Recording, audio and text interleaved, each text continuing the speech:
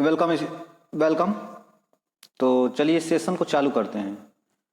Actually कुछ health issue के कारण मैं वीडियो रेगुलरली अपलोड नहीं कर पा रहा हूँ, इसके लिए सॉरी। एसआई पद्धति में पृष्ठ तनाव का मात्रक है। आप वीडियो पोस्ट करिए, आपको पता है, ठीक है। देखिए, इंटरनेशनल सिस्टम जो होता है उसमें पृष्ठ तनाव यानी कि सरफेस टेंशन, क्या सरफेस टेंशन का जो यूनिट मात्रक होता है क्या होता है, तो इसका राइट आंसर सबको पता है, न्यूटन पर मीटर होता है। Surface tension T is equal to F by L होता है, यानी कि पर लेंथ पे कितना फोर्स अप्लाई हो रहा है, प्रति एकांक लंबाई पे, प्रति यूनिट पर यूनिट लंबाई पे कितना फोर्स अप्लाई हो रहा है। दिस इज कॉल्ड पृष्ठ तनाव, सरफेस टेंशन। तो बल का जो मात्रक है न्यूटन और लंबाई का जो मात्रक है मीटर, और ये बट्टे में होगा तो newton metre is right answer. इसमें बताने के लिए बहुत कुछ है, लेकिन यहाँ बात नहीं करते हैं, यहाँ पे बस पेपर का सॉल्व करते हैं हम कि न्यूटन पर मीटर होता है, ठीक है। चैनल पे नए हैं तो प्लीज़ चैनल को सब्सक्राइब करिएगा, और वीडियो को अपने दोस्तों के साथ आप लोग शेयर नहीं करते हैं, जो कि बहुत ही गलत बात है। तो अगर आप जरा भी ईमानदार हैं और वाकई स्टूडेंट्स हैं सच्चे, तो प्लीज़ शेयर करिए वीडियो को, ताकि और कंटेंट में लाने की प्रयास करूं और मेरे में कुछ एनर्जी आए। चलिए नेक्स्ट क्वेश्चन पे चलते हैं। अगर क्वेश्चन समझ में ना आया हो तो प्लीज़ कमेंट करिएगा। नेक्स्ट क्वेश्चन आपकी स्क्रीन पे। ग्रेफाइट की विद्युत चालकता के कारण ग्रेफाइट के बनाए जाते हैं। देखिए, ग्रेफाइट जो होता है हमारा कार्बन का ही एक रूप है। कार्बन, ग्रेफाइट मीन्स कार्बन, और जो डायमंड होता है वो भी कार्बन। ग्रेफाइट और कार्बन जो इनका स्ट्रक्चरल फॉर्मूला होता है, जो इनका स्ट्रक्चर होता है अलग अलग होता है, सबको पता है। जो ग्रेफाइट होते हैं वो क्या होते हैं कि यह विद्युत के सुचालक होते हैं। तो स्नेहक यानी कि लुब्रिकेंट, इलेक्ट्रोड या लेड पेंसिल, इनमें से कोई नहीं। तो इसका राइट आंसर आपको पता होगा, तो गेस करिए, वीडियो पोस्ट करिए। चलिए, तो इसका राइट आंसर डियर होगा इलेक्ट्रोड। जी हाँ, electrode, electrode is right answer. Graphite की विद्युत चालकता बहुत ही अधिक होने के कारण इसको इलेक्ट्रोड बनाया जाता है। अब रही बात इलेक्ट्रोड क्या होता है, तो सबको पता है। इलेक्ट्रोड आपका जो है वो धारा के प्रवाह के लिए प्रयोग किया जाता है। विभिन्न इंजीनियरिंग फील्ड्स में प्रयोग किया जाता है, जैसे आपका वेल्डिंग हो गया, आपका मशीनिंग हो गया। तो ये इंजीनियरिंग फील्ड में, बेसिकली मैकेनिकल इंजीनियरिंग के फील्ड में ग्रेफाइट का बहुत ही अधिक मात्रा में प्रयोग किया जाता है एज ए इलेक्ट्रोड के रूप में। तो इसका राइट आंसर होगा कि ग्रेफाइट की जो विद्युत चालकता अधिक होने के कारण इसकी इलेक्ट्रिक कंडक्टेंस जो होता है बहुत हाई होता है, उसके कारण इसका जो इलेक्ट्रोड बनाया जाता है। अभी इसी वीडियो का मैं रिवाइव करके इसी का अभी टेस्ट करूंगा, आप उसका राइट आंसर बताते चलिएगा कि क्या होगा। अभी तुरंत पढ़ाई तुरंत टेस्ट। नेक्स्ट क्वेश्चन आपके सामने। चैनल पे जो भी फ्रेंड्स नए हैं प्लीज चैनल को सब्सक्राइब करिएगा।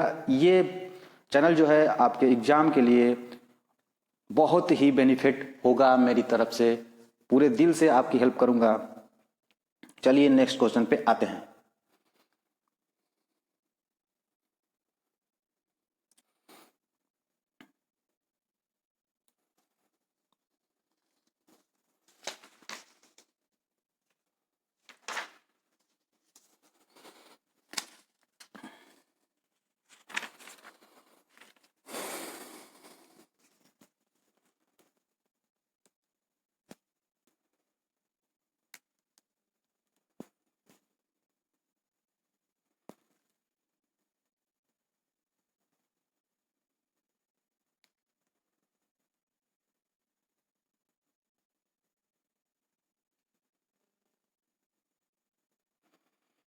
चलिए बताइए इसका राइट आंसर क्या होगा।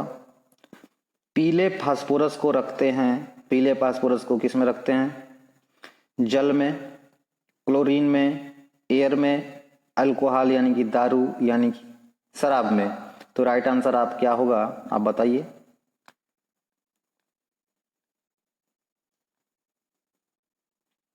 तो इसका राइट आंसर होगा डियर पीले फास्फोरस, यानी कि पीला फास्फोरस होता है और एक रेड फास्फोरस होता है। जो रेड फास्फोरस होता है वह ज़्यादा क्रियाशील नहीं होता है। माचिस की जो तिल्ली होती है, माचिस की जो तिल्ली होती है उस पर रेड फास्फोरस की कोटिंग की होती है। जो उसका स्टिक होता है, जो इसका स्टिक होता है उस पर रेड फास्फोरस की कोटिंग होती है, तो यह ज़्यादा क्रियाशील एक्टिव नहीं होता है। तो इसका राइट आंसर फ्रेंड्स होगा आपका पीले फास्फोरस को रखा जाता है वायु में, कतई नहीं। क्लोरीन में तो नहीं, क्लोरीन तो इसका दुश्मन है। क्लोरीन जो है पीले फास्फोरस का दुश्मन है, क्योंकि अगर मैं रिएक्शन की बात करूं तो मैं लिखूंगा P4 और मैं क्लोरीन लिख दूंगा तो Cl2, और यह मिल के क्या बनाता है मेरा PCl3, ठीक है। और मैं PCl3 को क्या बोलता हूं, तो इसको बोलता हूं, ध्यान दीजिएगा, फास्फोरस डाइक्लोराइड। अगर मैं इस इक्वेशन को अगर बैलेंस कर दूं तो कुछ ज़्यादा कुछ मेरा वो करना नहीं है।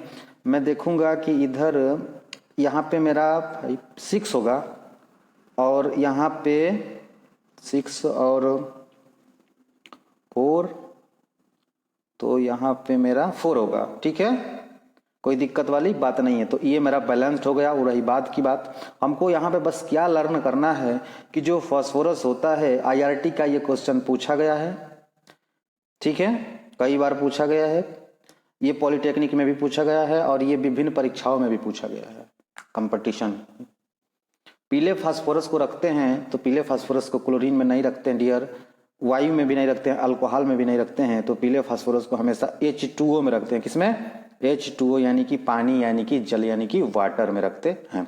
तो पीले फास्फोरस को कतई क्लोरीन में नहीं रखते हैं। और ये जो PCl3 बनाता है ये महाविस्फोटक होता है। क्या होता है? महाविस्फोटक, वेरी एक्टिव। पीले फास्फोरस को जल में रखते हैं क्योंकि जो पीला फास्फोरस होता है एयर के साथ, क्योंकि एयर में भाई क्लोरीन है, ये है आपका, एयर में नाइट्रोजन है, ऑक्सीजन है, तो ये जो ऑक्सीजन के साथ बहुत ही क्रियाशील बनाता है। अगर मैं ऑक्सीजन के साथ इसकी रिएक्शन की बात कर लूँ डियर, तो यहाँ पे मैं लिखूंगा P4 और मैं ऑक्सीजन O2 से जब रिएक्शन कराता हूँ डियर तो ये बनाता है P4O10 और इसको मैं बोलता हूँ फास्फोरस पेंटाऑक्साइड। बहुत ही खतरनाक कंपाउंड है। तो यहाँ पर राइट आंसर होगा जल, water is correct answer, A is correct answer. Next question आपके सामने क्वेश्चन IRT का पूछा हुआ क्वेश्चन, अमोनिया को पानी में घोलने पर कौन सा यौगिक बनेगा? आप गेस करो और राइट आंसर बताने की कोशिश कीजिए। वीडियो को फ्रेंड्स के साथ, दोस्तों के साथ, यार दोस्तों के साथ, जितने भी स्टूडेंट्स हैं सबको प्लीज शेयर कर दो यार, वीडियो फैलाओ ताकि क्लास आपकी चालू हो जाए जल्दी से जल्दी। अमोनिया को पानी में घोलने पर कौन सा यौगिक बनेगा? अमोनिया को पानी में घोलने पर कौन सा यौगिक बनेगा? अमोनिया का फार्मूला क्या होता है? NH3। पानी का फार्मूला क्या होता है? H2O। क्या बनेगा प्रोडक्ट में, उत्पाद में क्या बनेगा आप बताओ। अब बनाने की कोशिश करो तो देखो NH3 और यहां से एक H ले लो तो NH4 बन जाएगा। उसके बाद से क्या बन जाएगा तो सबको पता है, यहां से O ले लो और यहां से H ले लो तो NH4OH बन जाएगा आपका, यानी कि इसका बनेगा NH4OH। तो इसका right answer C is correct answer. Ammonia को पानी में घोलने पर NH4OH बनता है, ठीक है, जिसे क्या बोलते हैं NH4OH। Right answer C is correct answer, ठीक है। B भी नहीं होगा, D भी नहीं होगा, A भी नहीं होगा, ammonium hydroxide. Okay, next question आपके सामने। वीडियो को शेयर करिए आप।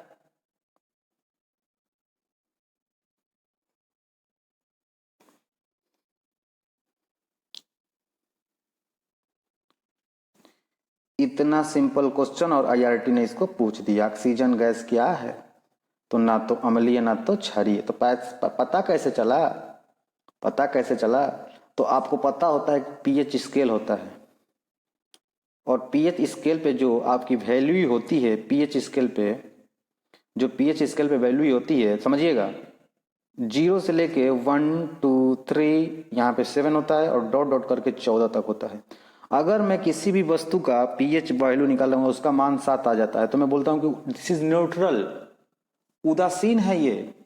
अगर 0 आता है तो मैं बोलता हूं कि ये तो प्रबल अम्लीय है, प्रबल अम्लीय है, प्रबल अम्लीय है, हाईएस्ट एसिडिक है, मोर एसिडिक है। और जब 14 आ जाता है तो मैं क्या बोलता हूं, आप बताइए।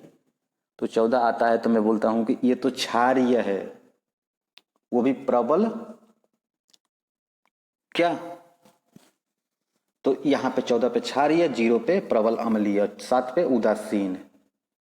कोई दिक्कत वाली बात नहीं है। ओके, तो यहाँ पे ऑक्सीजन का जब टेस्ट किया गया लिटमस पेपर के साथ, क्योंकि पता है कि लिटमस पेपर,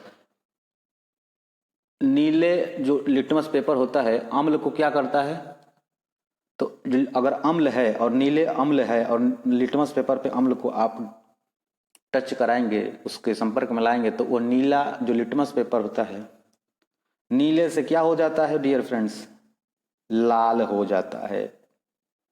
तो अम्ल नीले लिटमस को लाल कर देता है और क्षार लाल लिटमस को नीला कर देता है। तो राइट आंसर ऑक्सीजन गैस ना तो भैया अम्लीय है ना तो क्षारीय है। ठीक है, ऐसा टेस्ट किया गया तो उसने कोई अम्ल, जो आपका लिटमस पेपर था इस पे कोई भी बदलाव, इसके कलर में कोई भी चेंज नहीं आया। ठीक है, नेक्स्ट क्वेश्चन। वीडियो को शेयर करिए और लाइक करना मत भूलिएगा। नेक्स्ट क्वेश्चन आपके सामने देखिए, देखिए आईआरटी ने पूछा सदिश राशि। तो दूरी तो सबको पता है डिस्टेंस होता है, यह अदिश राशि होता है यानी कि स्केलर क्वांटिटी होता है। वेग जो होता है यह सदिश राशि होता है यानी कि आपका वेक्टर क्वांटिटी होता है। ठीक है, चाल जो होता है आपका अदिश राशि होता है, और जो द्रव्यमान होता है वो भी अदिश राशि होता है। तो यहाँ पे क्या राइट आंसर होगा, तो C is correct answer, C is correct answer, वेग इज करेक्ट आंसर, सदिश राशि वेग है। ठीक है, नेक्स्ट क्वेश्चन आपके सामने। चलिए इसका राइट आंसर बताइए। दो पिंडों का द्रव में पूर्णतः डूबे होने पर समान भार है, तब ऐसे में। तो देखिए बोला कि W बराबर W2 है, तो W बराबर क्या लिखते हैं, mg लिखते हैं, तो m1g बराबर m2g लिख दीजिएगा। अब यहाँ से m1 बराबर m बराबर क्या होता है, तो ρ1 v1 g is equal to ρ2 v2 g, g से g कैंसिल करिएगा तो ρ1 v1 is equal to ρ2 v2 क्या आएगा, ρ1 v1 is equal to ρ2 v2 आएगा। ना समझ में आए तो पूछिएगा जरूर। तो यानी कि उसका आयतन और उसका घनत्व तो दोनों सेम होना चाहिए। तो राइट आंसर खोजने की कोशिश करिए। उनके घनत्व तो समान होने चाहिए, सही है। उनके आयतन समान होने चाहिए, सही है। उनके द्रव्यमान समान होने चाहिए, ये इसका कोई लेना देना नहीं है। तो इनमें से कोई नहीं इसका होगा, क्योंकि ये भी सही है ये भी सही है, तो दोनों को तो ले नहीं सकते हैं। तो इनमें से कोई नहीं होगा राइट आंसर। ठीक है, नेक्स्ट क्वेश्चन आपके सामने। फ्यूज तार बना होता है तांबे का, टंगस्टन का, नाइक्रोम मिश्र धातु का, नहीं सीसा टीन की मिश्र धातु का। फ्यूज तार क्या होता है, तो एक उच्च गलनांक का वायर होता है। आपका जो इसका गलन होता है, जो सॉरी मैं गलत बोल गया, जो फ्यूज तार होता है रियर, वो हाईली रेजिस्टिव होता है यानी कि उच्च प्रतिरोधी। हाईली रेजिस्टिव होता है यानी कि इसका उच्च प्रतिरोध होता है और निम्न गलनांक होता है। जैसे फ्यूज तार होता क्या है, एक्चुअली फ्यूज तार कुछ नहीं है, एक आपका शीशा और टीन का, शीशा और टीन का एक मिश्र धातु है, एलॉय है, एलॉय जिसे बोला जाता है, मिश्र धातु जिसे बोला जाता है। यह क्या करता है कि जो धारा बह रही है, और हमेशा फ्यूज तार को हमेशा हमेशा हमेशा इसका जो काम होता है डियर, धारा के प्रवाह को रोकना होता है। धारा के प्रवाह को रोकना होता है कब, जब लोड अत्यधिक बढ़ जाए तो यह धारा के प्रवाह को रेजिस्ट कर देता है, रेजिस्ट कर देता है, रोक देता है। किस तरह, धारा के प्रवाह को रोक के। धारा के प्रवाह को कैसे रोक के, जैसे ये वायर है मेरा, एक ये वायर है और यहाँ में बीच में एक ये वायर जोड़ दिया, इसी का नाम मैं रख दिया फ्यूज तार। और ये बना किसका होता है, तो ये शीशा और टीन की एलॉय मिश्र धातु का बना होता है। अब जब धारा इसमें फ्लो किया जाता है तो यह कुछ निम्न गलनांक की प्रॉपर्टी रखता है, जो कि जरा सा हीट होगा तो यह गल जाएगा और टूट जाता है, और जिसके कारण धारा के प्रवाह में रुकावट आ जाती है। और जो हमारा instrument, TV, television, bulb, CFL, सारे के सारे गैजेट सेफ हो जाते हैं, डिवाइस सेफ हो जाते हैं। तो यहाँ पे सी करेक्ट आंसर है। दिक्कत होगा तो पूछ लीजिएगा। लेंज का नियम, तो लेंज का नियम सभी जानते हैं कि आवेश नहीं होगा, द्रव्यमान नहीं होगा, संवेग नहीं होगा, ऊर्जा ही राइट आंसर। ऊर्जा का संरक्षण का एक नियम से संबंधित है, एग्जाम्पल है, energy not be created not be destroyed in our whole universe. ऊर्जा को ना तो उत्पन्न किया जा सकता है ना तो नष्ट किया जा सकता है। ऊर्जा को बस एक रूप से दूसरे रूप में बदला जाता है। जैसे सितार, सितार क्या है? तो मैकेनिकल एनर्जी को आपका साउंड एनर्जी में कन्वर्ट करता है। बांसुरी, आपका बांसुरी क्या है? तो बांसुरी आपका मैकेनिकल एनर्जी को साउंड एनर्जी में कन्वर्ट करता है। आपका मोमबत्ती केमिकल एनर्जी को लाइट एनर्जी में कन्वर्ट करता है। आपका विद्युत बल्ब इलेक्ट्रिसिटी को लाइट में हीट में कन्वर्ट करता है। आपका CFL इलेक्ट्रिसिटी को लाइट में कन्वर्ट करता है। आपका विद्युत हीटर करंट को, इलेक्ट्रिसिटी को, विद्युत को ताप में, उष्मा में, आग में, आंच में, हीट में कन्वर्ट करता है।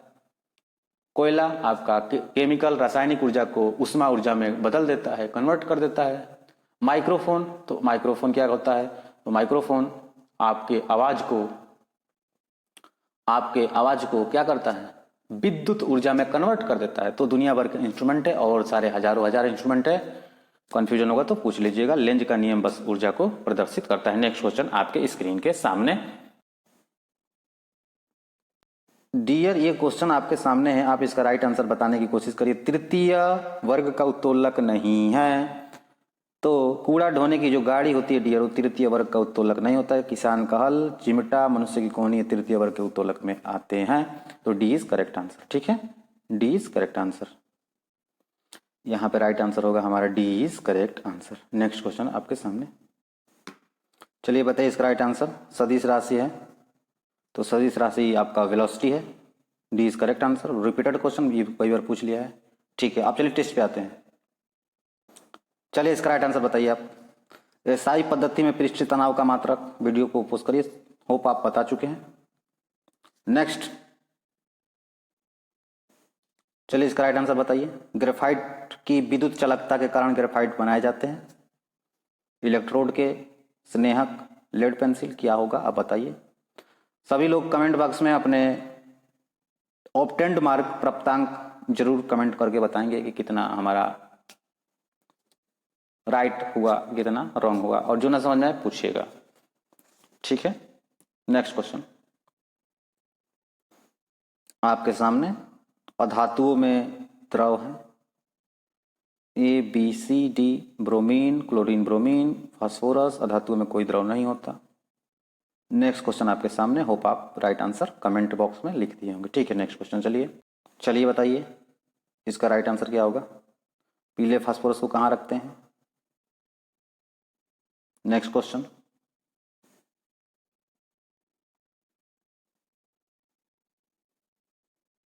चलिए इसका राइट आंसर आप बताइए। अमोनिया को पानी में घोलने पर कौन सा यौगिक बनेगा? तो बस इतना तक। ठीक है, और अगले लेक्चर में मिलते हैं ना, कोई दिक्कत वाली बात नहीं है। आप वीडियो को शेयर करिए दोस्तों के पास, अच्छे से पढ़िए, और stay home, stay safe, stay benefited.